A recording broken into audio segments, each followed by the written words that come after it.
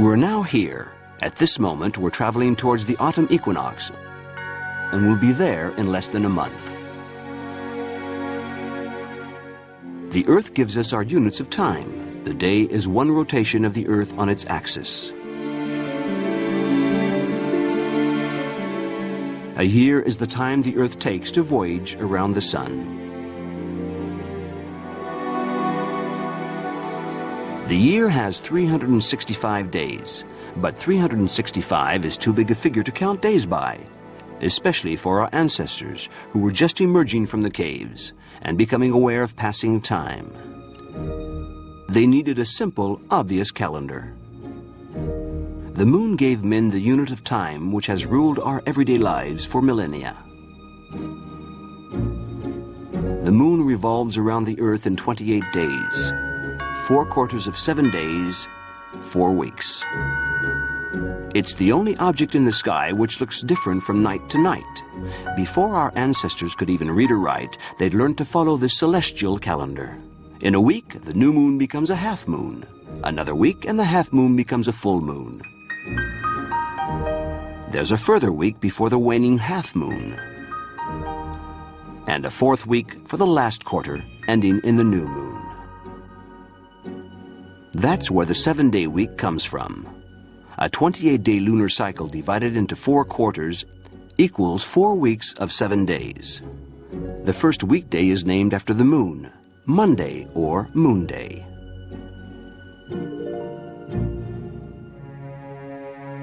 The Earth also gives us our metric unit of distance. A kilometer is a 10,000th of the distance from the North Pole to the equator. But the kilometer, very practical for visualizing distances between towns or continents, isn't very useful for measuring the solar system, and even less so for the distances to the stars.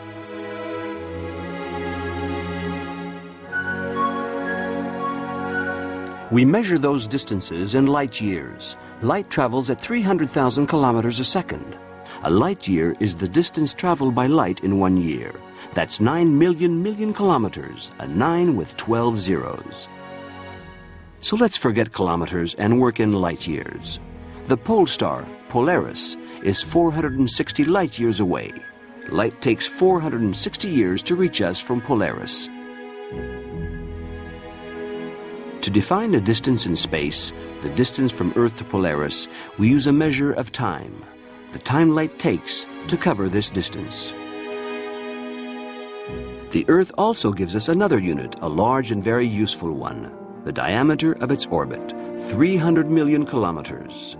This unit helps us measure the distance to the nearest stars. Tonight, we are targeting Sirius, which lies in front of more distant stars. In 6 months, the Earth will have carried us to the other side of its orbit. Let's target Sirius again from here. It's shifted against the distant backdrop of stars. The angle gives us the distance to the star, 8 light years. This is the principle of parallax, the angle between axes. Targeting this other star, Mersenne, and then targeting it again 6 months later, we get a smaller angle, so Mersenne is further away, 150 light years. With this frame of reference supplied by the Earth moving on its orbit, we can measure the distance to the stars. In turn, the stars guide us when we measure the movements of the planets. Over 2 years, Jupiter, in front of the constellation of Capricorn on the right, slides towards Pisces on the left. The groups of stars, the constellations behind the planets, form the zodiac. As the Earth travels on its orbit, the Sun also appears in successive sectors of the zodiac. At the moment, it's in front of the constellation Leo. The Sun in Leo at the end of August. According to the horoscope, it should be in Virgo. We mustn't mix up the constellations with astrological signs. Astrologers divide the zodiac into 12 equal sectors of 30 degrees each, while the constellations, patterns of stars, are of very different sizes. Leo covers an angle of 35 degrees, while Cancer is only 9 degrees wide. Apart from that, over the millennia, the astrological signs handed down from ancient times have shifted against the constellations. The Leo sign slides to the right and no longer matches the constellation of Leo. Now it's the Virgo sign that corresponds to this constellation.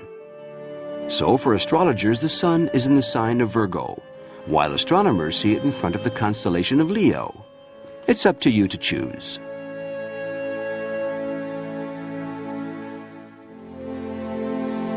We are always combining measures of time and space. Your watch shows you the time using hands on a dial, which really shows the direction of the sun in space. Basically, your watch uses space to show you the time. So what is time? It's the wear and tear of your watch strap, or getting older as you look at the time. Is a day, one rotation of the Earth, time or space? Is a light year a distance in space or a unit of time? We find it hard to grasp time because it's a fourth dimension we can't visualize. Imagine a big planet peopled with two-dimensional beings like paper cutouts. They can't visualize a planet, a three-dimensional sphere, because they only have two dimensions. Like us, they've learned that the sum of the angles in a triangle is always 180 degrees. In fact, if the triangle is on a sphere, its angles can add up to more than 180 degrees. But our flat friends can't understand that. They're flat, and in a flat world, there are only 180-degree triangles. But they draw bigger and bigger triangles until one day they discover that a huge triangle has more than 180 degrees because it's on a sphere. But they can't imagine this third dimension, this sphere, so they build up philosophical theories to reconcile their two-dimensional universe with the mystery of the third dimension they're beginning to discover. As we explore the universe, we are gradually discovering what could be a fourth dimension. Perhaps this dimension is time, and perhaps one day we'll understand.